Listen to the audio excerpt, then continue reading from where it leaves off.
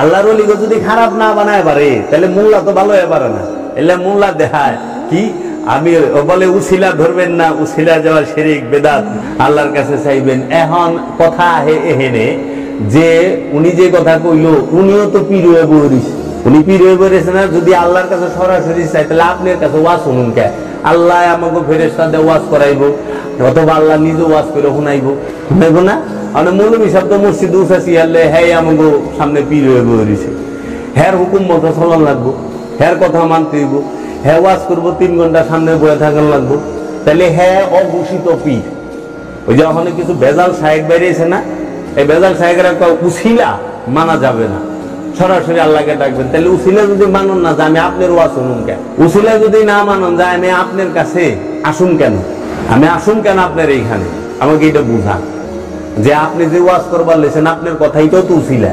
আমরা ওনার কথা শুই না, কোরআন হাদিসের কথা বুঝতেছি, তাইলে কোরআন হাদিস বুঝতেছি মৌলবীর উসিলায় না, তাহলে মৌলবীরে পয়লা বাদ দেওয়ার লাগবো যে না মৌলবীর ওয়াজও শুনুন না। এর জন্য আমার এলো যে মৌলবী সাহেব কইব যে উসিলা মানা যাবে না, সরাসরি আল্লাহর কাছে যান, সাথে সাথে হ্যার ওয়াজও শুনুন যাবো না, হ্যার পিছেও খারান যাবো না। কারণ নামাজ পড়বার গেলে ইমামের উসিলা লাগে।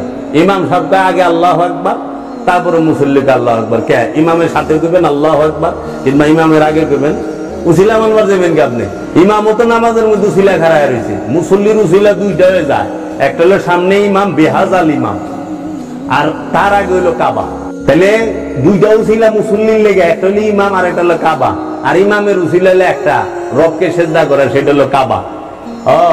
আপনারা করলে গুরু গুরু, আমরা করলে মাকরুন। হ্যাঁ, আল জুনজুনাতুল নাই গুনাহ, জুনা খেলে গুনাহ নাই।